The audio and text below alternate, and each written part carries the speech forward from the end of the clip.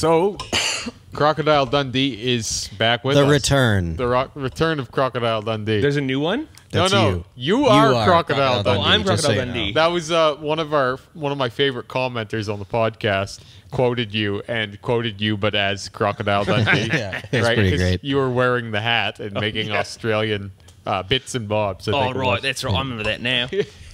Which not That bad. seems like something I would do. we never got the story about the hat, and I'm not letting that slip away. Oh, right. You Oh, cut you me still off. hanging on to that? Yeah, I still I want to didn't know. cut you off. Life cut us off. Well, I'm sure I'm not the only one who wants to know where that hat comes from. Okay, One episode out of 50, he's just randomly wearing an Australian hat. I'm going to say from your time when you were in Australia. Incorrect. Oh, Okay, well, all right. too obvious. You had to go a little less obvious. Yeah, that's fair. Okay, tell us a story, buddy. All right, hat story right off the hop here. So I actually wear that hat quite consistently throughout the summer months because of my bald ass head. Oh, yeah. It actually shades everything super well. It's very practical of So you. I found it in Cambodia. Okay, Cambodia. Cambodia. We fired our manager at 10103 because he was a raging douchebag. And so we fired him, sent him off on a boat, and when we raided the I want to shack he send was living someone in off on a afterwards. boat. Yeah, me too. That sounds fucking Yeah. awesome. Especially since we're landlocked. Like, Just send someone down the old man river. yeah, just on a boat, on a Until raft. you come back. Yeah. Yeah. Well, that's a Lethbridge thing, hey? Like, if you get like it's still in a bylaw that they don't enforce, but it was back in the day. If you Oh, get the arrested horse for thing. if you get arrested for drunk and disorderly, they Yeah. send you out of town with a horse and a gun. And Yeah. you can't come back. Yeah, you have to be something like Where's my 100 horse and miles gun? Yeah. away or something by like sundown or Yeah. something. Yeah. Yeah, it's really Here's your horse, insane. here's your gun, get out. Lethbridge. That is a pretty incredible piece of our heritage. I know, isn't it? right? Yeah. Missed that. But it is an Australian hat. Okay. It is like an Australian made awesome leather hat, and I oiled it recently and it looks brand new again. No. Even though Okay. I've never seen it new, so I just assume that now it looks new. You got I it think used? you had it. Well, I found it in a shack in Cambodia. Found in a shack in Cambodia. Okay. Our manager had it Wow. from somewhere, and we fired him, and he disappeared in the night on a boat. Like, he didn't even take our normal boat run in the morning. Our boat normally goes to town one time a day. No, we sent him off on a special boat at night because he was dishonorably discharged. Awesome. And off he went into the night. See, it was already worth bringing it up. Yes, it was. That paid off in spades. I remember the my most satisfying moment of all that, because I arrived there and him and I immediately clashed. He had some artistic taste and He had direction. big douchebag energy. Yeah, he has some big douchebag. He's some real tiny dick energy for sure. So him and I clashed immediately because I was coming back from last year. I'm super tight with the owner, and last year we'd created a certain vibe here that was very much something that made sense for the location, the little set of buildings we had, the business we were running there. And he had some crazy new ideas and was a dick to all the staff. By staff, I mean volunteers. But he still walks around going, my employees will do that. And he'll walk up and disparage you to the customer right while you're standing there. Like that kind of crap where you're like, hold on, I'm your volunteer. Yeah. And you're nothing to me. Do not talk down to me in front of clients. That is unacceptable here. So anyway, Hilarious. he was a whole douchebag. And the night Joel was there, he came to me. He's like, "So has this been going on for a while? Like, I'm firing him, right?" I'm like, "Yes, you're definitely firing him." So then I'm working the bar, and here's Renee. That's the shitty manager. Yeah. He walks into the bar. He had this one like leather money holder that we're using as part of the till system. So he walks in, makes this frightened eye contact with me, gets his leather thing, and sneaks off into the night. And it was extremely satisfying See, for me. if I'm making this as a movie, Yeah. if I'm trying to get an hour and a half long, like good guy, bad guy type deal out of Yeah, this, yeah. you beat him and take his hat. Yeah. Right? Like, Yeah. like he had the hat. Right, And right. that was his, He was like- wearing the hat Yeah. when he was getting on the boat. Yeah. And as a last-ditch effort, I spit in his face and took it off his head. Yeah, and I was thinking of it as more of like a Maverick situation where you guys were like playing cards or something, and then like you found out that he was cheating, so you lost his hat and kicked him out of the he village. had no money to pay his debt. Yeah. That's right. He took his hat. Exactly. Yeah, that to me makes the most sense. You know, I think out of everything. Well, see, whenever I listen to one of your stories, I always think I like to think that I've lived a lot of life, but then I'm like, I haven't lived that kind of life though. right? Like your stories introduce a whole other layer of life I'd have no idea about, because that sounds almost like a movie. Like that sounds like something you would see in a movie. Like that That's what whole I'm saying. scenario. This is either the beginning of Rambo 9 or I mean, the movie part's going to be when I'm like, okay, guys, I'm taking 2 weeks off because I have to go to Cambodia to invest in a business. But the best That part might still is- happen sometime. The Okay. best part is next week you'll come in wearing a vest or something, and there'll be some insane story attached to the vest. It'll be Yeah. like, well, I got it here. I have a This crazy reason. leather vest, but I can't remember the story behind it. Well, it was what? The glasses. It was the glasses. You had Yeah, that was glasses. the first one, yeah. The disc golf Yeah. glasses. yeah, So like this is the thing where you have all of these socks. socks. And I know the Hats. socks have stories. They're just like, I'm going to go to the thrift store now and buy some socks. They're quite intentional. I'm sure something strange and hilarious happened along the way. I can't buy socks from a thrift store. They're all new.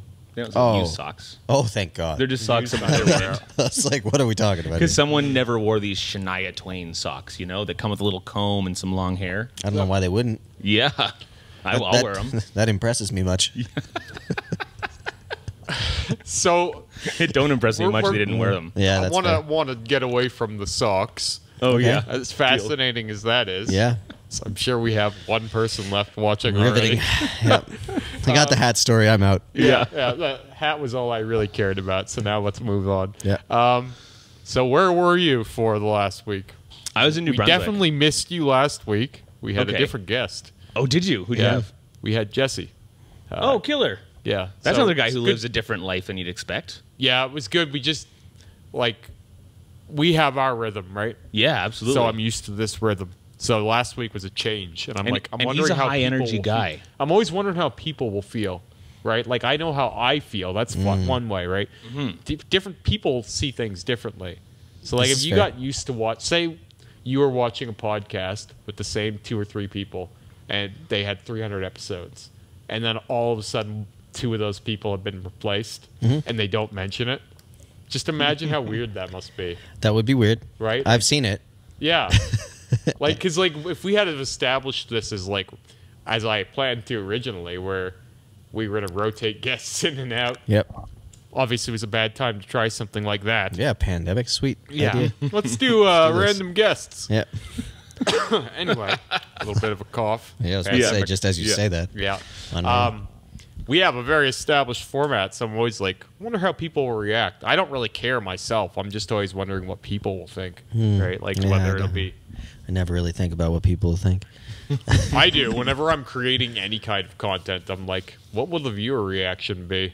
that's I fair. have to be in that mindset. I just always wonder what the comment section's going to be like. It's fun. I think at this point, though, the three of us chatting is probably such an established format for the show that we're not getting much reaction anymore. People are coming back for some of the same old, right? And then adding a new person, a bit of white noise. Yeah. Sure. adding a new person might be enough to get them to say, hey, there's a new guy on that podcast the other day, and all of a sudden they're recommending it to their friends. Or it's fresher in Look their at that. mind. They have and they're- another friend. It's amazing. They're not so alone. That's right. That's right. There's actually other characters. The pandemic's over. They had a guest. I actually wonder what it'd be like with a fourth person. That'd be we had weird. Sarah that time, but I think it gets like if you're not really assertive, you can get lost in the shuffle. Well, Especially in a scenario where you have the same guys talking all the time. Yeah. I think 4-person makes sense if you brought in like a duo. Like 2 people Oh, yeah. here to discuss a topic, like 2 people that were in business together or run a festival together or were on the same trip or have a similar interest so that you could get onto that topic, and then they're both informing you on the same subject. Then all of a sudden you're creating a dynamic that flows quite well rather than having 4 different perspectives randomly talking about whatever common ground you find between the 4 people. So is as much as they don't work, I used to love when Rogan would, I don't know if he's still doing it because I haven't really been watching much, but he would bring on 2 different people and they would debate, but he'd be the moderator sort of. But it would be informal. It didn't really work. No, it never worked. Sometimes was it was okay, but entertaining. usually it was just chaos. Yeah. Well, it was because there was no, like, a debate usually works by giving people time, right? It's like, hey, you say your thing, and then now you say your thing. And whereas when the Rogan ones, it would always be Rogan is the voice in between, and they all kind of have to answer as the things happen.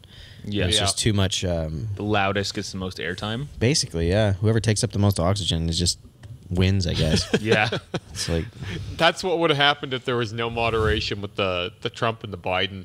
Like, It still kind of happened. yeah, like it that. still happened. Yeah, it was I know. still that bad. But it's still kind of happening. I see more articles written about Trump than Biden. Yeah, of course. It's still happening. But that's That's because Biden never does anything or says anything or is anywhere. Like, who knows where he is? yeah. I'm like, how is Trump still getting media coverage? Yeah. I mean, I understand that he gets like ratings for people, but like, I can't believe he's still being covered. Like, I still see the art. Like, Unilad is still like printing Trump stories and stuff. I think the internet knows they have no interest anymore. I haven't seen a single Trump thing. in Yeah. months. I only see it on pages like that I followed for other reasons. Like, I don't see it on like. It's not like You probably clicked one Trump thing 3 months ago. So, like, Unilad is something I followed because they did a story Yeah. on me. And then I see them in my feed because I'm still following them. Because presumably, I mean, they said they wanted to do another video with me. So one day that'll happen. It was just going to be a mashup of my TikToks.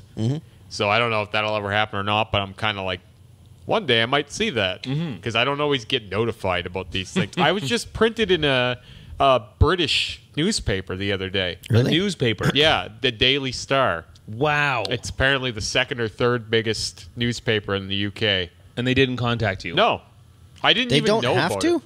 I assumed they had to. I didn't even know about it until a buddy of mine was like, "Oh, hey, you were in the Daily Star today." It was like it was a picture I posted Friday, but it was all about my ear, my latest ear. Yep. Remember I told you guys a couple weeks ago that if I posted this picture of my ear, it would blow up the It'll internet. end up in a newspaper in the UK. I didn't think it would go that joke. far. No joke. Where I knew that photo was good. Ever. Yeah, that's a good photo. Yeah, That's a great photo. But then when you scroll down, it's all about my ear. You have a whole newspaper story about your ear, bro.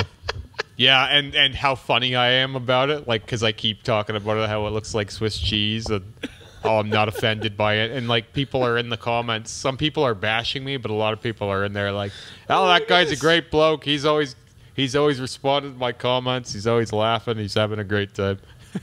And they didn't need to contact you to make this. I guess not. This is absurd. Well, and it's then public. I tried. It's public domain, right? Yeah. I tried. This guy is content now. Yeah. I did a bid for verification on Instagram again after that. I was like, okay, I should be verifiable by now. And they Yeah. still rejected me. I'm like, I cited all of these different papers and Yeah. magazines I've been in. And they're like, your content doesn't suit verification or whatever the hell they say. I'm like, okay, I guess I'm still not Remy. Just wait. We now have more TV shows about tattoos, and then all of a sudden it'll be like, oh, okay. Well, when all this junk started happening, Lee You was... should host one of those. I would love to. I think I'm good enough in front of a camera. I could probably pull it off, too. Man, But- why don't we just make our own version of that? Well, that's what I was going to say. That's what we Because, said like, about We're going to the... hire a guy. We're not going to do any of it ourselves. Yeah. But let's do that. We said this about the covering my tattoos too. Yeah. We just don't have enough time half the time. That's- we have that's fair. we have all these great ideas and just like we're all busy and then it never happens. That's like me saying I'm going to do these time lapse videos, blah blah. Sure, I could, but I'm not going to spend the computer time to make it happen. I would maybe be more interested in pushing those ideas myself if I had more time. Like, Yeah. like when I'm not working 60 hours a week. You know, that's the main thing for me is I'm like always doing something now. Man, imagine if you had 20 more hours a week. Imagine. well, that could turn into just 20 dead hours a week, though, right? Yeah, I mean, it could, but I doubt It's like those people who pay.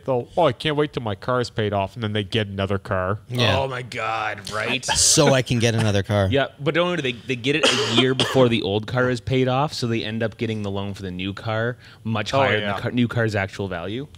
Yeah. Yeah, You know? yeah. Because why not? 'Cause Plus, why they not? called you, and they're like, and then you're like, oh, man, they're calling me. They want my car. I wonder if I need a new car. This is it's something I think about all the time. It's like people will be counseling me on how I should make my next move or like what I should do next, and I'm like, I just want to have a nap right now. Like, reasonable. You're asking me to do another 20 hours of work a week. Yeah, because it's always like, you could do better editing. You could do this. You could do this thing. Yep. You could, and I'm like, yeah, I could also just not do anything. Yeah. Like, that's always a viable option, too. Yeah. Because, like, this is only a thing because I've made it a thing. Like, all of this has been me willing it into existence. And the minute that stops, it all ends. Because, like, if I had to stop doing this, even last week, there's no forward momentum on its own. You have to keep drumming it, you know, or else nothing happens. Or else you don't get featured in British tabloids. Well, those pictures were both just from last week. Yeah. Like the ear and that picture that they used as the main one. Well, I guarantee there's someone at that paper, or many people at that paper, that are just going through the explore page of their Instagram and going, wonder what that's like. Yeah, I'll write about that. Here's how clickbait is made, folks. Well, most of that article is just the comments and or his words of how he's posted. Yeah. I know. It's like another user wrote. I actually quite enjoyed how that article was constructed. That's like the easiest 15 minutes to put that Maybe together a in the human world. didn't make it. Maybe It's an algorithm, really possible. Maybe an algorithm scrolled through, Yep. and it was I'm going to generate an article, a clickbait article, based on this guy. You know what, Yeah, though? probably. It creates a more honest interpretation of what actually It happened. does. He's not spinning it. It's not There an was no opinion spin. piece. It wasn't mean. Yeah, there's zero spin. It just is Like, what it is. Here's This some is the pictures. facts. Here's some things funny he anecdotes. said. Yeah. Here's some things his followers said. Well, there were some things in there that were clearly put in there for humor. Yeah. Right? Like, but it wasn't like, oh, humor against me or for me. It was like, Just humor. it's just funny. It's kind of funny. Oh, he says his ears like cheese. Right? And I'm like, yeah, I say it all the time because I have a sense of humor about myself. You know, we got a little far away from the point with this newspaper thing. I wanted to hear about why you weren't here last week. Oh, right. Because Crocodile Dundee was absent. And now we're talking about British newspaper. You know. No, Seems smooth. The New Brunswick thing isn't really worth talking about. It's full of fear, loathing, and resentment. Since when has that not been worth talking about on the Remy Show? That's a fair point. We're all Yeah, about but it's- emotions. I've just spent 2 weeks with my family, and like my parents are pretty awesome. Like we have a lot of fun jokes, lots of fun comedy. It's cheesy slapstick humor the whole time. East Coast times, hanging out. But knowing how much my family have lost over this religion thing and like staring that beast in the eye pulls me toward this like self-pity plane of existence, which isn't beneficial. Like a certain amount of that to acknowledge some of the pain, acknowledge some of the loss is fine. But since I planned this trip and executed it and been back, it's been this real arc of like self-pity, resentment for the religion in general, and bad vibes overall. Yeah. When really I need to focus on what relationship I do have left with some of my family and the good things that come with that, and kind of start ignoring some of the rest. So it's almost a matter of, I've talked about it too much lately, and it ends up just being like, I end up down the cul-de-sac of self-pity, and it's not useful. Yeah. See, it's not good to create from, that's for sure. But I broke down bawling in my parents' kitchen before I left. How'd that go over? The words my mom used, so I had this teary hug on my mom's shoulder where I'm like sobbing, trying to hold back the gasping cry bullshit. That's bullshit. Yeah.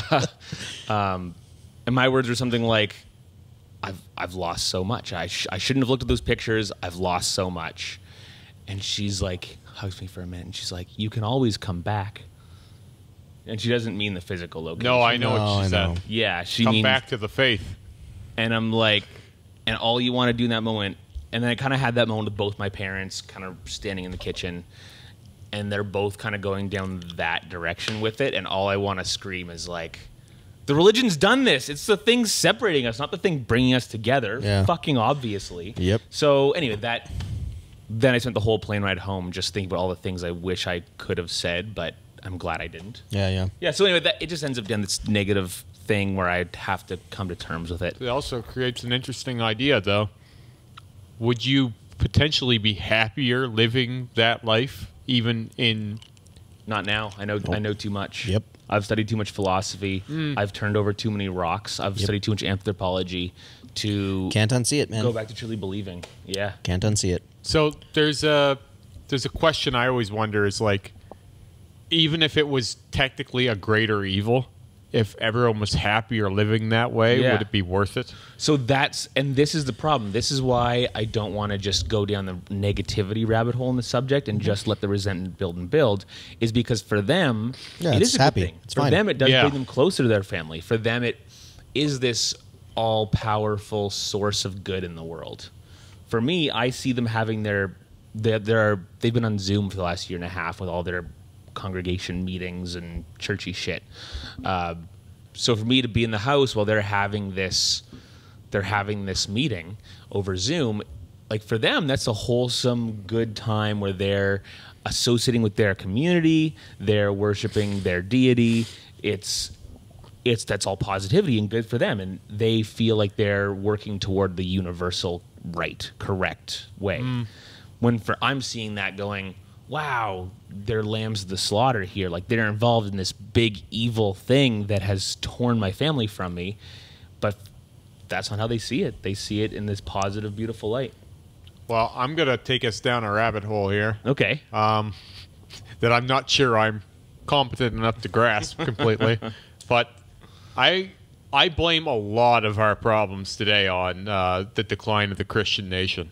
Almost Ooh, all of the them. decline of it. Yeah, Almost yeah. all of our and I'm not Christian, and I don't want to be. Religion is made. I'm sitting on the fence, almost like a spider looking in, like at society, the fabric of our society, and how it's crumbled over the last, I would say, 50 years in some ways. Sure. Now, not to say that there aren't more social freedoms, or like I wouldn't be as far as I am today with tattoos and stuff if this hadn't happened.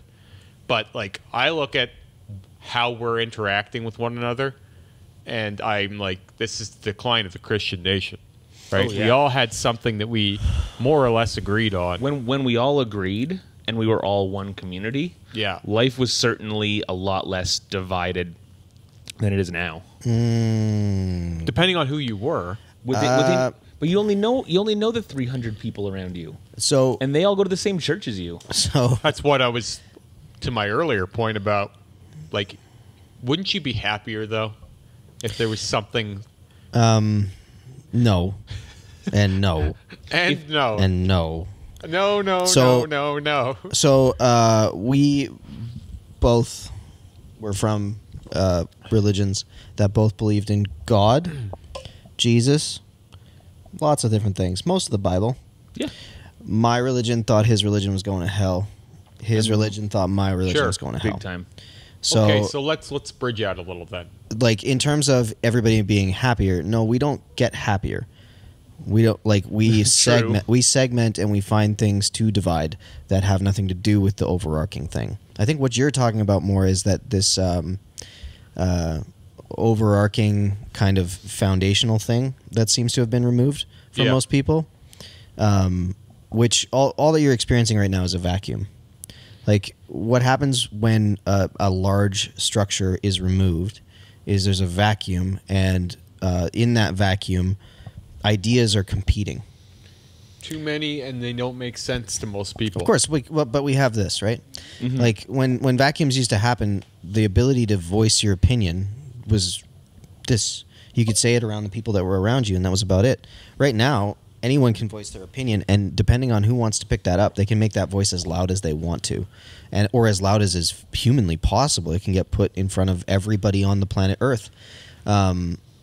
So you're experiencing the vacuum of idea, because like the desire for us to believe in something doesn't stop. We just change what the belief is.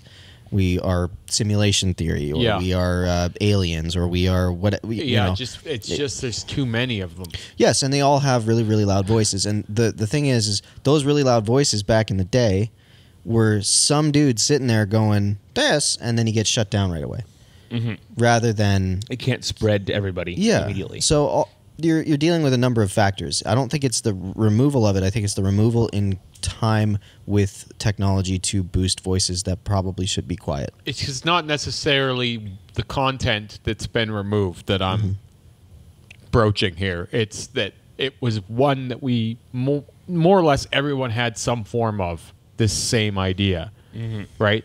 So it was something that we could understand. It was like a back pocket idea. It's playing in the heads of most people, and then it's like there are some differences religion to religion, but like we're living in a largely atheist world Protestants and Catholics used to fight over the small differences between their two Still religions, do. and still do. Still do. Ireland's still messed up. But what now we're seeing people fighting culturally over much bigger gaps Yeah. in belief system, right? Yeah.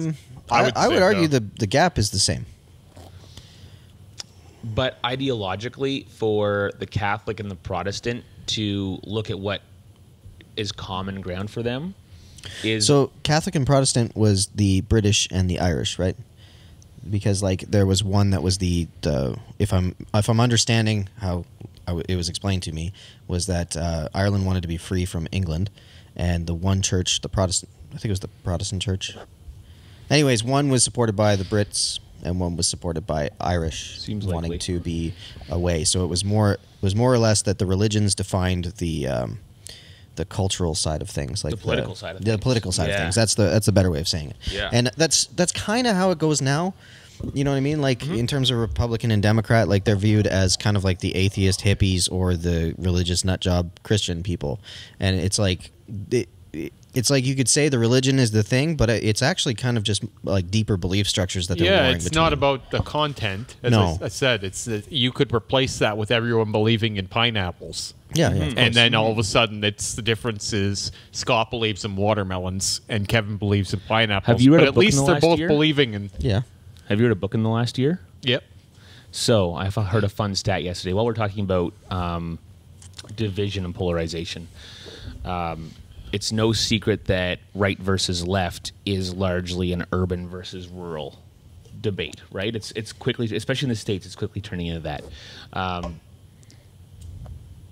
Statistics show that 19% of rural Americans have read a book in the last year. 38% of urban Americans have read a book in the last year. 19 and 38, was that the stat? Yeah. Yeah, that makes sense. It does. And when you Surprised hear it it, you're isn't like, even more. obviously. Well, but to be fair, And well, the states. Who's is a- taking polls, the though, right? sta- Yeah. Yeah, Once again. that's right. never taken a poll in my life. Yeah, whenever I get, oh, will you answer this poll real quick? No, Skip. absolutely not. So you're Under probably no getting either circumstances. really bored people or low-hanging fruit. Yeah. More than Right. likely, yeah. I don't think many Not a- doctors are taking polls. Not a great sample, No. but But yeah. a sample nonetheless. Amongst people who take polls in rural and urban America, 19% of those in exactly. rural, and you know. Yeah.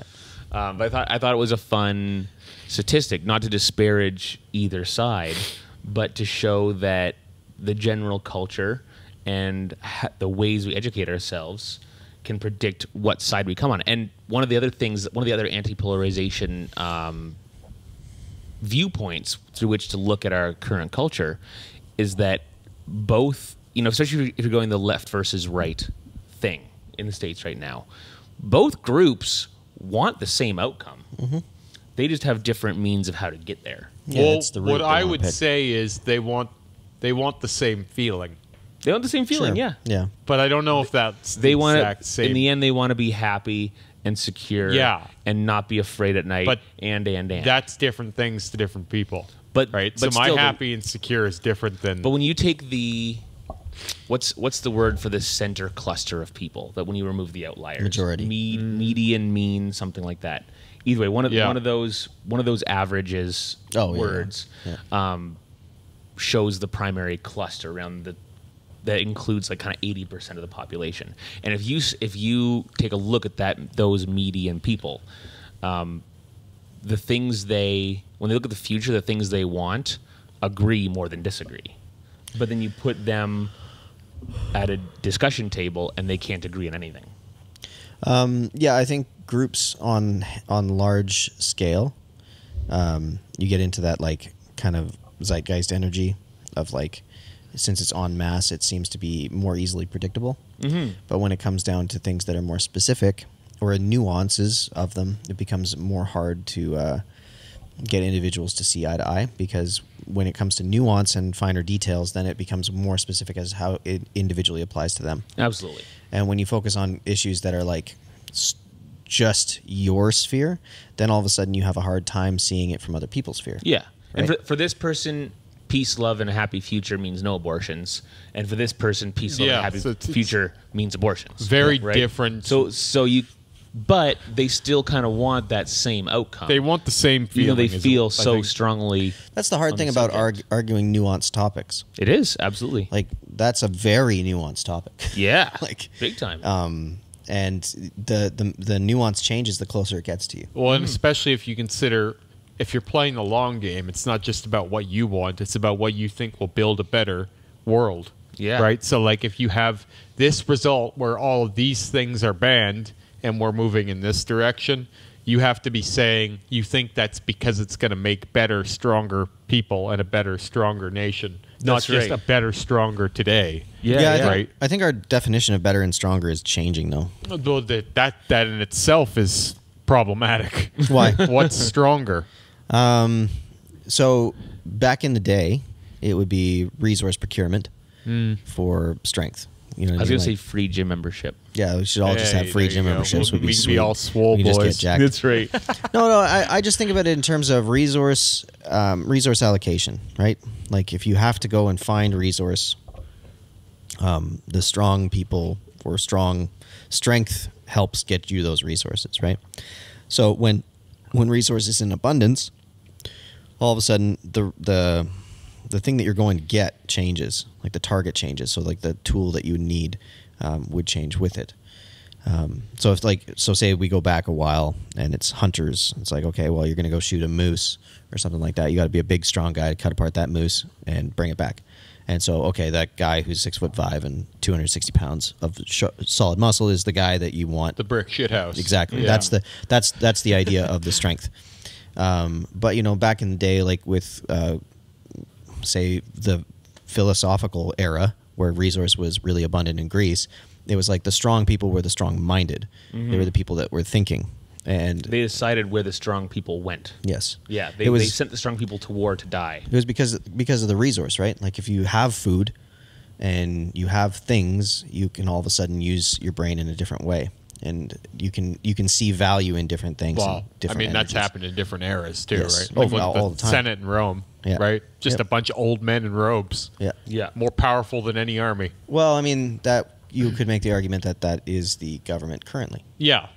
Right. It is. That's what I'm saying. It's happened throughout time. Yeah. That happens. Well, you and I are on the whenever, same page with this one. Yeah, that's happened whenever we've had power for too long. Yeah. Like the old men in robes take over. Yeah, and it's this, like, I don't know. There's a lot of things going on that are trying to keep people in power in robes. Yeah, well, my coworker the other day had said something like they don't want you to work past 65 because you're too old and you'll fuck shit up. And I was like, so why don't politicians then retire at this? And I go, because they should. Well, I said they don't mind if you fuck shit, or they don't mind fucking shit up at the top, right? Yeah, of course. At the bottom, they don't want their resources mismanaged. Well, I was like, right? What is it? Nancy Pelosi's like 88. Oh yeah. Biden's. How are they not retired? Biden's in his 80s, or is he close to 80? George Washington said, "Each man must sit under his own vine and fig tree and enjoy the end of his life." Yeah. Like, boys, chill. Well, Washington was just kind of like the first president before there was even an election. Yeah. And he was still like, guess what?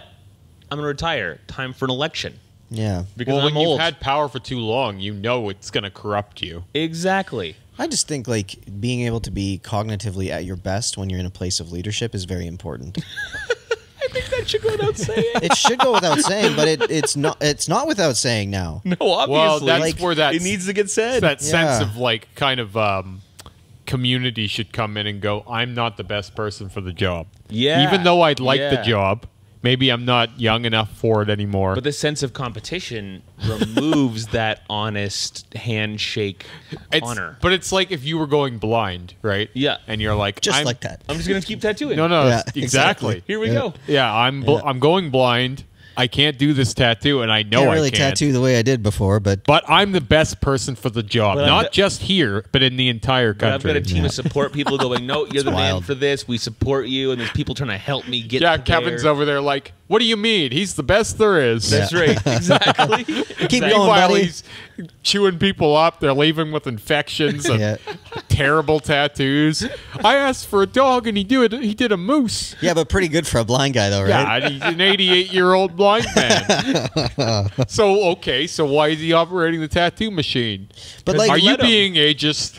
Yeah. But here's the thing. It's like there's a difference between being able to function and being able to function optimally. Like, That shouldn't have to be stated. but it does. So Like- is he any good at his job? Well, he can function. Yeah, he's definitely running. Gets up same time every day. For a poop. And Yeah. then someone feeds him. Oh, He barely knows his name. kind of makes it to the bathroom. He's good to work. But like, okay, but this is kind of like the weird thing about talking. I don't know. Our society just doesn't like to talk about the things that are kind of right in our faces a little bit because we don't want to be mean. Because all of that sounds kind of mean. It like socially, it's Mean? like, yeah, because like, the socially kind argument would be like, they're just as good. It's fine. You're controlling He's the doing nation. great. I don't give a shit about being kind. But at this point. Well, but at that point, the you should value be in up our at- society is high in kindness right now. You should be It's at not a the high in strength and razor's competence. It's high in edge kindness. of criticism when you're the president. Yeah. Like, it should be like, you are under the most scrutiny of anyone in the entire world to have that job. Like, should and be. that should be that. Shouldn't just be that way. You should understand that as a human. Yeah. Like, I could really fuck things up if I don't know what I'm doing. Yeah. Like, Yeah. you should be doing that to yourself. I would be living in, like, paranoid. Like, remember when we were talking about me writing that book? And now you're like, the guy in the corner is looking at me. Yeah. Maybe I won't go out at all. Like, all those kinds of schizophrenic, sort of paranoid thoughts. Yeah. That would be me as president. Yeah, all and- the time. But that would be right. That'd be the right mindset, to be honest with you. Justified. Yeah. Yeah. Yeah, exactly. Just constantly wondering if I'm doing right, if people are judging me, if this thing is like, I don't know how you could be like, no, I sleep good at night. Like, I don't know how you could do it. I don't know. Megalomania Yeah. might help. Obama seemed to really be like, I don't know if he just had a great face, but he just seemed okay with everything. Nah, he seemed seemed like all of that job hurt him on a cellular level. But like, also he aged managed 20 it all. years. Exactly. He managed it all in public, like it was like not bothering him. I don't know. There was a couple of times there's some shootings that happened where he was giving the same speech again, that he had to give the same speech again, and he was getting more and more angry every time he had to do it. And it was just one of those like, how many more times do I have to make this horrible? Oh, I remember Speech. seeing that. How many times do these horrible situations need to Yeah. keep happening? Like, why can't this stop? It was just like this. Like, you could see the most powerful man So I guess there feeling were very those powerless. moments, but my aggregate of him, my like Yeah, yeah, of overall course. view of him is very stoic. Yeah. Like it's just like almost like unflinching or unflappable. Yeah. You But know, see, that moment where he's showing some weakness, that's an important moment in building the culture of the nation. I would where agree. when, like it's no secret that I'm pretty anti-Trump, but but for those reasons that he addresses the culture much differently. Mm-hmm. He's very rumpa rumpa rumpa stomp stomp stomp. He addresses Whereas the culture like he's opening a casino. that's right. Where sometimes the culture does or a need trailer court. does need that emotional what's the word, that emotional appeal, that draw of, hey, this is a terrible tragedy that's happened, can we stop? We're on the same team, we're working toward the same place, everyone's trying to get this, everyone's going in the same direction, and we all have to work together to get there. The problem is so that like where no one is though. Like no one's going the same direction. and yeah, Like, so it's hard but to- the people shooting up schools need to feel that connection and Oh, I know. community, and need to have someone appeal to them and say, "Whoa, whoa, whoa, we're on the same team. Hurting people is going to make more people feel like you feel." The solution here, That's exactly how they want to. That's exactly of what course, they want, though, right? But maybe if you can make them feel like a part of something for a second. 'Cause that's people feel disconnected. Yeah, of course. Yeah. So, on that note, this is a great bridge off to something I was going to mention somewhere in here. I was worried I might not have time. I watched the Rogan that everyone keeps telling me to watch. Yeah, with the North Korean girl. Korea. Yeah. And it really is a great segue here. Okay. Like, Is they it had a new episode or an old one? My God, man, you should It's a watch couple it. I'm weeks. gonna. It's like Let's watch it It today? was Sure. pretty goddamn good. I don't know if I want to watch it again. Okay. No, well, Oh, wow. Sarah was like, "Oh, we should watch it together." I'm like, "I don't think you should watch it." Yeah, like, Sarah whenever shouldn't watch that. Whenever I watch something like that, I always watch it first myself before I'm like, "Oh, well, we should watch this," because like she's kind of anxious. And Is it like a CIA guy? No. Nope. Bringing It's it- a girl that escaped North Korea at the age of 13. How long ago? She's 20 something. yeah, she's still young. Like Yeah. she's younger than us, 27, I think. Yeah. Crazy. 26. She got like, so she's kind of got pushed into the spotlight because she's at Columbia University and basically has seen the similarity between the policing of language within the universities and the policing of language that she was under in North Korea. So she's trying to voice the fact that the university system is running a very dangerous game. She's apparently. become an enemy of the left. Yeah. Cool. Like that. Cool. Because she's just like, I left North Korea. I'm not going And back to North it's Korea. also Yeah, I did yeah. a little deep dive, and it's also because she's basically saying that everything we're doing is ridiculous. Yeah. When you consider what she went through. Yeah, that's what I'm. We that's don't how I actually have. We don't have real problems. We in don't that have real way. problems. Like you have So food. this is what I'm saying. This is my issue And right she now. had a storyline, is where I'm going. There was meaning built into her life from Yep. day one. Oh yeah. Yeah, We have to survive. that's right. Find rats. Eat rats. And Gather your poop. Yeah. here we are. Right? I've heard, Rogan's had how many episodes on trans people performing in the Olympics and competing, and it's like these are imaginary problems. Yes, this is Like, imaginary yes, problems. This will affect some people, and it matters but a lot those to some aren't the people. only imaginary but to say that problems. that's a big problem for all of us to tackle is like maybe there's bigger problems out there. It just shows where We are at society the is. fall of Yeah. Rome. As Yeah. I say it often. We're at the fall of Rome. Like, we've been there for a while, and now it's just we've been there for almost too long, and now it's like changing and morphing into new things all the Yeah. time. Like, it's almost like, well, we're bored of this topic. We need something new to be angry about. That's right. Right? Because we haven't had a good war or Which anything. direction should we point public outrage in today, When sir? she was telling her story, this is going to sound weird and maybe like masochistic in some way. I was a little bit jealous Oh, I see what on you're a saying. deep level. Like, I didn't feel it consciously.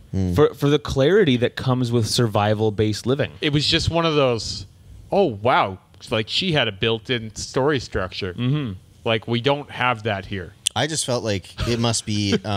It's horrible. Don't get me wrong. I wouldn't want to live that way. No, I was going to say, I think she must have a rage in her living in society that she does Yeah. now that few people understand. Well, she was talking about the people who say they can't stop eating, right? Yeah. She's like, there was no food to eat. I was Yeah. It's never like full. I never felt full. Yeah. Ever. And she doesn't understand the problem of, like, massive obesity. Yeah. Oh, is self-control hard sometimes? Yeah. Yep. It's difficult. They were worried about Sometimes you just have to do it anyway. having enough poop at the end of the month because the government would come to collect your poop. So you had to somehow eat enough that you could poop enough to meet the poop quota. It sounds insane. Like, as she was saying it, I was like, huh?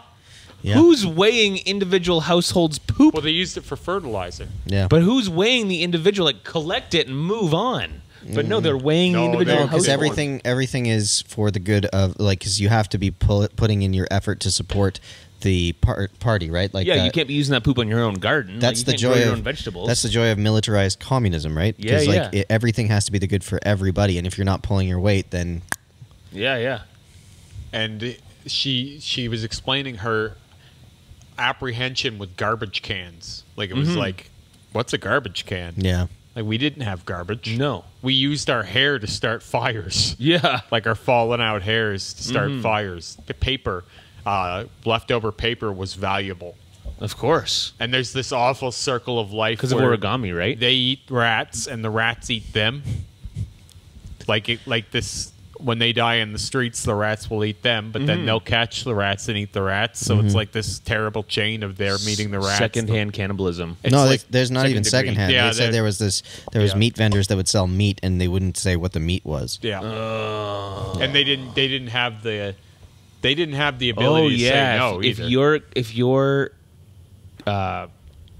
if your government's working on such a frugal level and you're executing all these people, It's not necessarily a where is frugal that- level. It's the idea that he's trying to keep them oppressed. So he's trying to keep them in a state of starvation. Yeah. He may have the ability to. I don't really know in terms of their country's infrastructure, but Yeah. like his plan is that they are constantly in a state of subjugation So that they never have time to worry about or rebel. Yeah, just survival. So, in some odd Just- way, though, Even the fact that she was like, "Well, we don't have a word for that." I was like, yeah, they don't have a word for love either. "Yeah, that There's was no a new love. concept." There's no consensual sex. She had MDMA therapy. Great. She said that was the first time she's ever felt love, Oh, and wow. she now has a baby, and Wow, like crazy. it was like, oh, fuck. Okay. Oh, gee. These are different problems than what I have.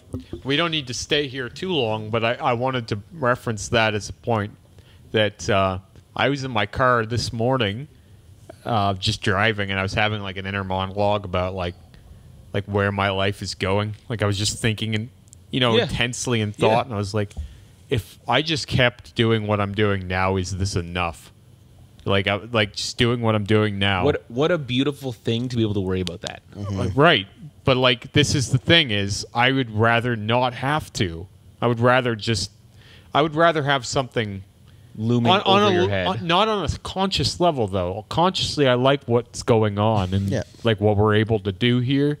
But on some subconscious level it'd make things easier for me to not have this existential dread like I think most people would like kind of like a parent or life coach type person that's kind of making all those decisions for them that they have a hard time balancing for themselves. I don't know if it needs to be well, I mean you could say that's a metaphor, right?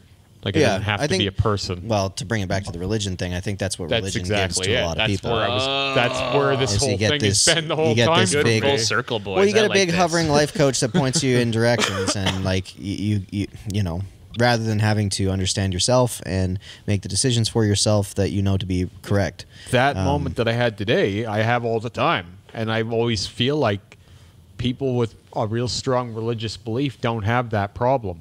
They don't have that, if this was all I have, is it enough? And Well, because I'm- it's never all you have, right?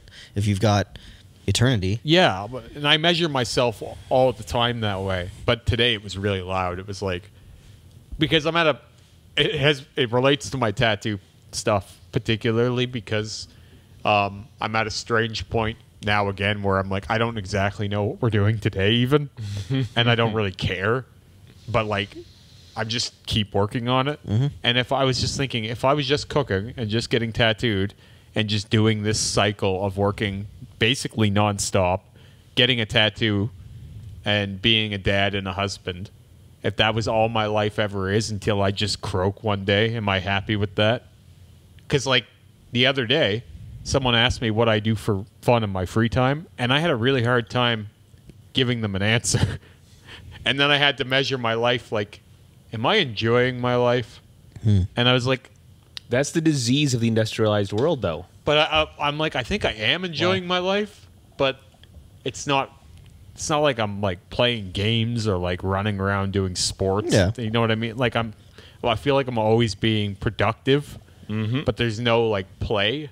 This is play for me. This is play, doing stuff like this, doing the Remy reacts and creating that. That's my hobbies now. It's all another form of work. So like, Well, got myself in those your body cycles likes before. work. Yeah. yeah. That's what humans are made for. Yeah, sports are work. But like, Games are work. when people ask you what you do in your free time, you want to tell them, "Oh, I like to play baseball." That's work though. You know what I mean? Like, Like, it's, but like our definitions of what they take from, like, so if you're giving physical or mental energy to something, that's work, right? Work is the I can't even remember my basic old science stuff, but the idea being that it's taking something from you energetically, if it's mentally or physically or whatever. And it's like our bodies do crave that thing. Almost everything that we say that we do takes some sort of physical work. Even sitting down and watching TV, like that's taking your brain to a place of work in terms of how you're spending your time. Yeah. So it's like it's rare that people would be like, oh, you know what? I sit on a cliff and meditate.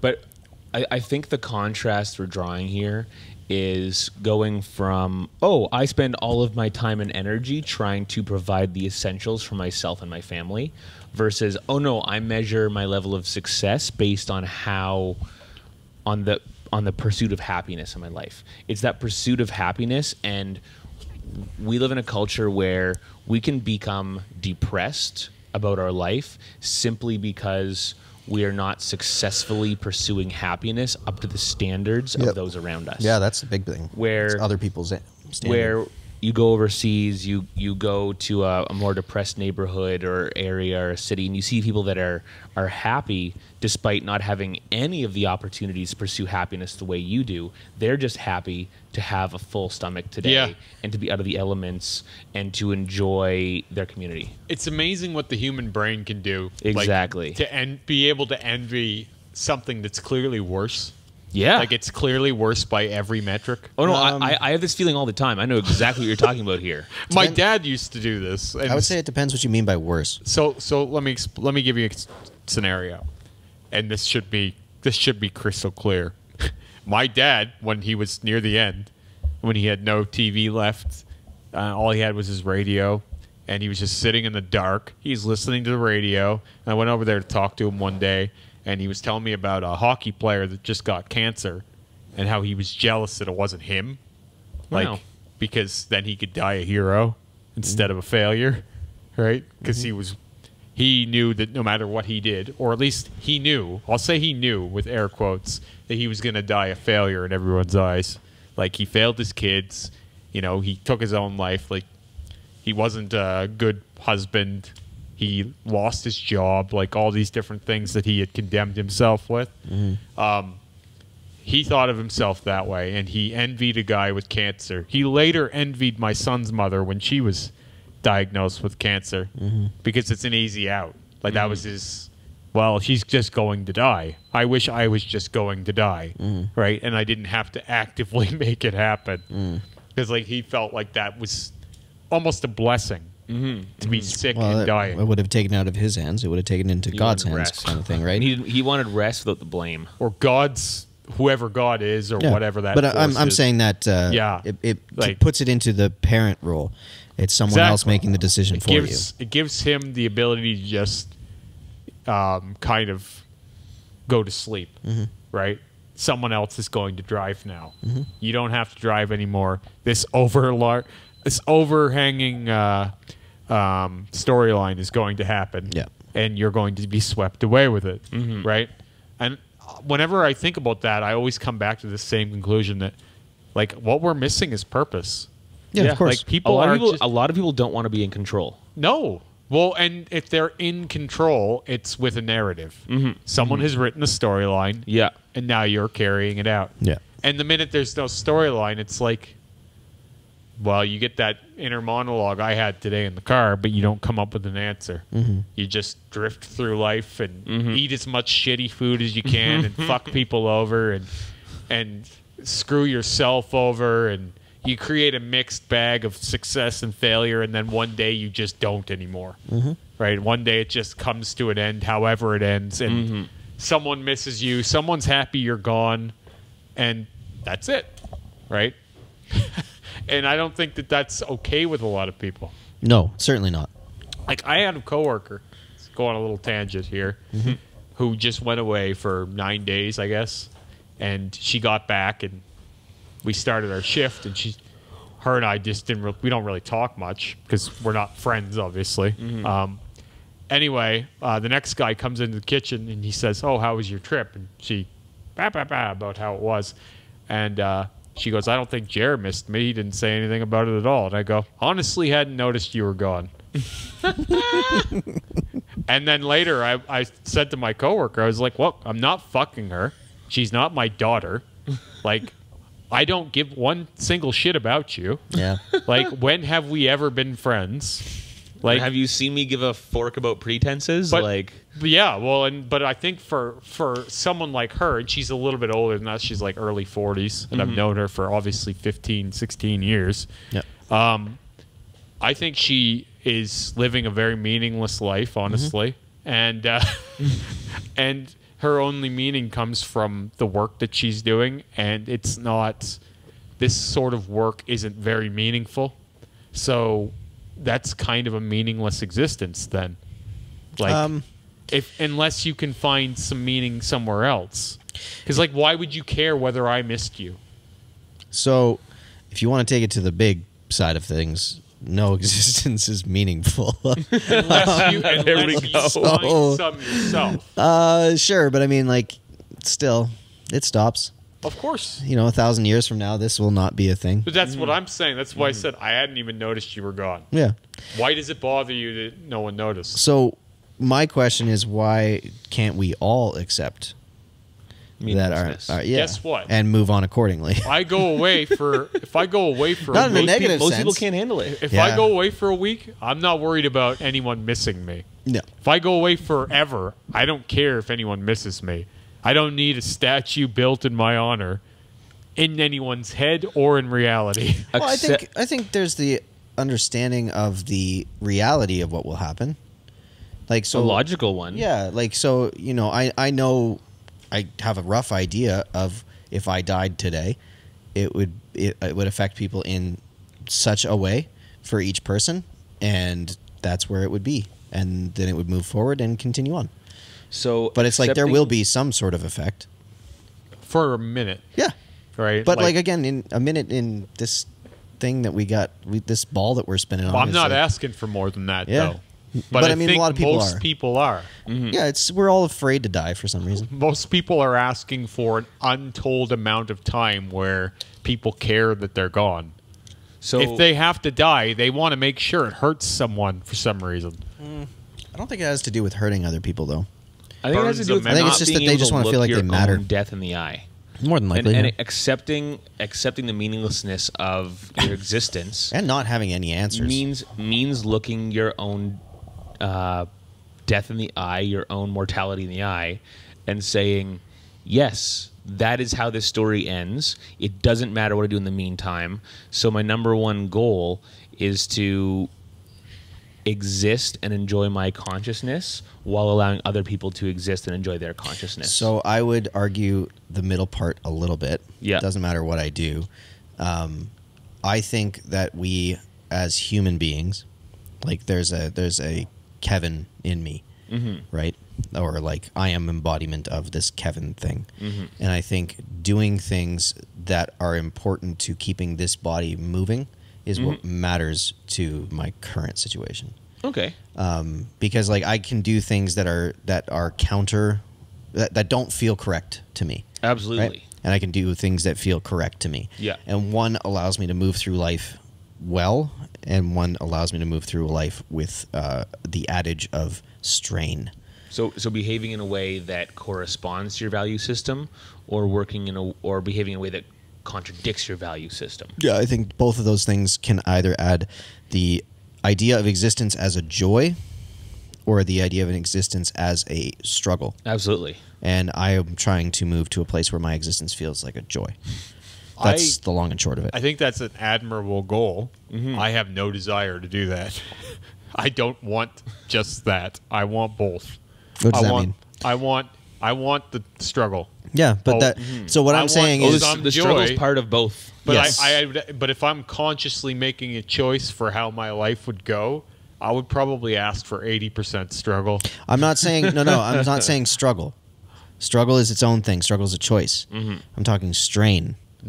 So like The There's- bad feeling that comes along with going, oh, I was a dick to that person and ruined their day. This one day of their consciousness, I made that a shittier day for them, and that contradicts my value system. Yeah, so and now the- I and from feel, the- so now I feel internal conflict. yeah, and from the ego side of things, it's just like I know that my ego wanted a different, like my ego at its core wants a different path than what I chose, and I went against my ego's desire or my ego's natural course, in that Yeah. action. Well- And that's what I'm more referring to. And those, like, because choosing struggle is a part of my ego's thing. Like working out, tattooing, like going through hard situations with people, and choosing to be there. Those things are a part of who I think I am. I always think there's I'm going to nerd out on you guys for a minute here. Do This it. show, Buffy the Vampire Slayer, there's a character, Angel, Okay. and he's a vampire with a soul, but if he becomes happy, Yep. he becomes the monstrous vampire that he was because he loses his soul. If he becomes happy. So there's It's a weird there's show. many ways for this to happen. Perfect happiness. So like if he has sex with a woman that he truly loves, right? It's like a blissful happy. And So then he's cursed. He's cursed. He can't feel true love and consummate that without becoming evil. It's basically the So the he long must and go short. against what's in his best interests. Exactly. At all times. And I feel as though I've had to do that a lot. Like I've had to do that a lot in life. Not exactly that, but the same thing. Like if I were to just, this will make me happy, and then just do that all the time, things will go very, very poorly for me. Why? Right? Because my compass is wired in a way that tends towards things that are destructive, that I know are destructive.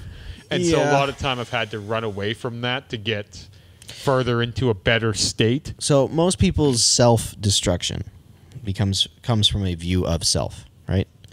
I'm saying that if people fully embrace their selves and understand who they are and are able to embrace that part of them or like find good versions of those things, whereas most people, at least most people that I've seen in my life that go through self-destructive tendencies, is because they're trying to hurt the thing that they hate, which is themselves. And myself included. Like I had a very poor view of myself for a very, very long time, and I put myself in bad situations because I didn't want to do good things for this thing that I didn't like yet. Like I'm still learning to like who I am at the core of me. A paradox for me is people think that the tattooing and piercing and stuff is like, oh, he hates himself, he's trying to change himself, like that. I've heard that a lot, and actually it's the opposite. Yeah, it's you're investing in yourself. Those things are the positive things. The bad things are me seeking unrequited love from vicious people, or not vicious people, but vicious relationships with people that I shouldn't be interested in or shouldn't go near. And I've done that my entire life from my parents, right? It's deep-seated. All of the self-expression stuff is the positive stuff. Right, Should have got right. into that earlier, harder earlier, because when I would step a toe into that when I was younger, it was always the side project. Yeah.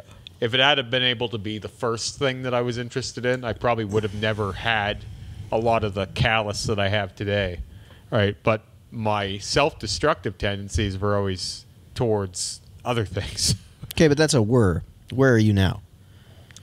Now I think that I'm in a place where I'm creating new potential things every day, like new happiness every day, but I'm still holding back that demon. I feel like. Yeah, that makes sense. Like if So if I could posit a quick inquiry into that, I think the reason that, like, one of the things that stops you from jumping into, say, a new role aggressively, or those types of things where it's like that would be like a really aggressive investment into your ego or to you as a person. I think that's part of it too. Like you trying to develop that, because like right now you've got this mentality of like, I got to work. yeah. I got to do the 60-hour thing, and it's like all these have tos, and that's an area of like where if you could have an I want to, and therefore I do, that would feel probably pretty cool. I think that the problem is I've had this one thing in my life for so long that's got so much nasty baggage stuck in it. Yeah. And all of those things are constant reminders to other things that have happened while I was there. So it's almost like you are stepping away from the person. Oh, that's tethered to your past almost. Yeah. Yeah, you're stepping away from the person you used to be, but you've always got one foot back there. Oh. Right? So, like, while you're maneuvering with the right foot out of that, the left Yeah. foot's still an anchor. Interesting. It's like, And the more changes you make, the less your snapshot from now looks like your snapshot from 10 years ago. and Like, it's you're quickly becoming unrecognizable between the two snapshots. you might not have the same thing as I do, but when I go to a family dinner, everyone reverts in a way. Even if you don't behave the way you did when you were a kid, Yep. those roles are there For sure. You are always the middle kid. Your mom always treats you like you don't know what you're talking about or whatever. Like, like you get treated like the way you did when you were growing up, essentially. And it could be different for any one family, but my brothers and I have a certain dynamic. My parents and I have a certain dynamic, and that will be that way until I'm 8,000 years old. It doesn't matter all the different things you do along the way. Those will just color it slightly. Yeah. Right? You are foundationally going to be the same as long as you're in that setting. Right. Now, when you've been working at the same place for 15 years, I've made all these changes, but my foundation is the same. And that's the place I spend most of my life at. Interesting. My waking life. So when you're there, I feel pulled to be that person. When I get out of that, I'm Remy. That's the last place I'm still Jeremy, in a way. It sounds crazy. No, it doesn't. Like, Jeremy to me it's almost like a split personality where I've stepped away from that guy almost everywhere, but there I'm still that guy. Like, I'm still that guy that I was when I was in all of those problems when I was younger. Do you think that's why people hang on to careers like that? Where they do like the, 30, 40-year career kind of thing? Where it's just like you've got this like anchoring when you were young and you started? I think it's got a lot to do with it. I think that especially the bonds you build while you're there, they keep you tethered to something. Interesting. Right? It's like a nostalgia. Yeah, that yeah, you're living. totally. Yeah. and I've come to grips with it where I'm like, as long as I'm doing this, I'm never going to fully evolve out of this. Like this person I was when I started here. No matter how much you develop outside of that, so long as you've got a foot in there, you're still that person a lot of your life. And I've tried to change some of those dynamics on the job, but it doesn't work. You're stuck doing the same things, right? And it's not even about the way you work; it's the way you interact with the people that are there. Yeah, yeah. Every so many years, it's become a cycle. And it carries a certain feeling, right? And I know that is detrimental to all of my forward momentum. And I see myself spending more and more time there and wanting to build out of it more and more, and it's just clashing all the time. Yeah, clashing. I can imagine. So, because the Remy stuff has never been more important to me. Yeah. And that has never been taking up more of my time. Yeah. Right. So right. It's a weird balance. It's understandable. It's all very interesting. Now I think back to like when I was at... I'm sure you know exactly what I'm talking about. Yeah, I'm just thinking through that. It's like, yeah, that was like letting go of an older self almost. Yeah. It's interesting. Because you did similar thing. Yeah, and I'm a very different person now out of it. Yeah, you've changed a lot even since I met you. Yeah. Yeah, So- considerably. It's like I was holding on to other things about myself within that job, and not being in that job all of a sudden allowed me to let go of other things within that.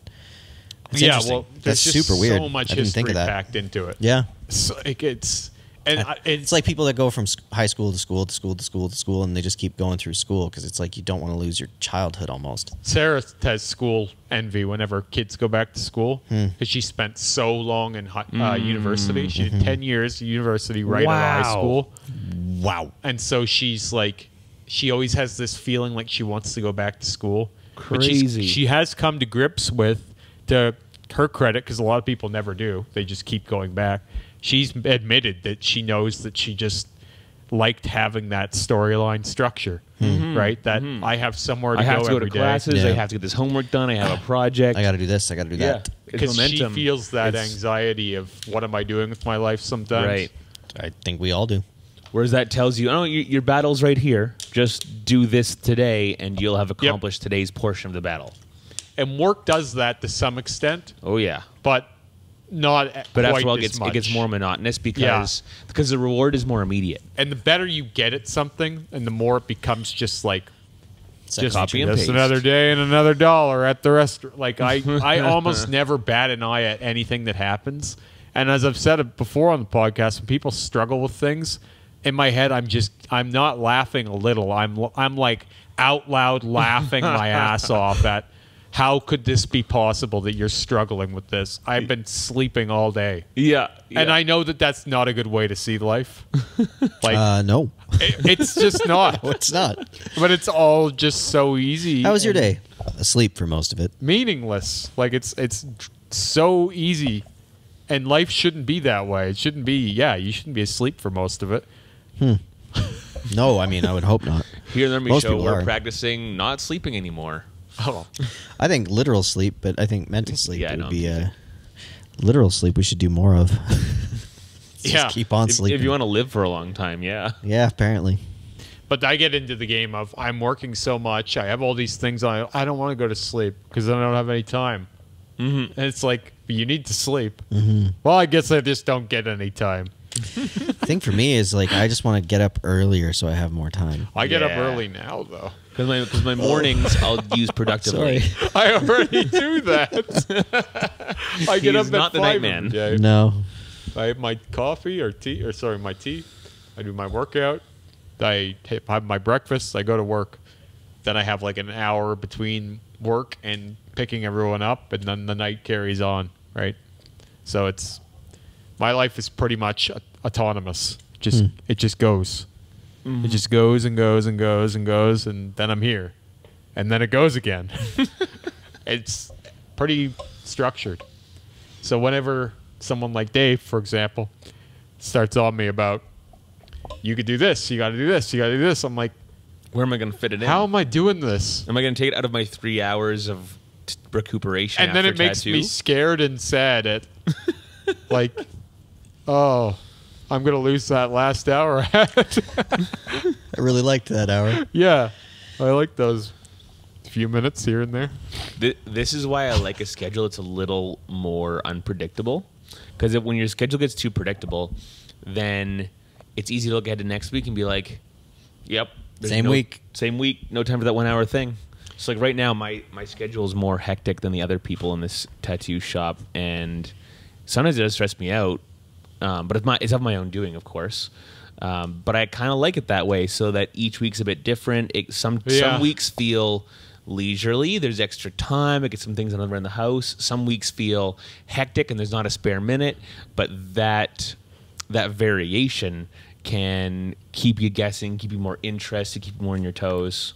Well, I don't want to get too much into the looming threat that we all know we've talked to death about, but I'm now at a point where I definitely could take my foot off the gas financially. There you go. I definitely could slow down and be okay. Yeah. But now there's like this looming threat again, and I'm like, oh, I don't want to be doing this anymore. I've been doing this for over a year now. I could relax a little and be We all know fine. if there's another lockdown, you're going to work even more than usual. I know. So whatever. I know. That's the trick. Is we've gotten to a point where we understand now. You're the no, if inverse. it's a lockdown, you'll work more than usual. Yeah. We all know. And Yeah. we'll do nothing. And we'll. I mean, I do a lot of things, but Yeah, but you know what I mean. but not It just work. Not it making money. sucks to be at the point now where I'm okay, and Yeah, that sucks.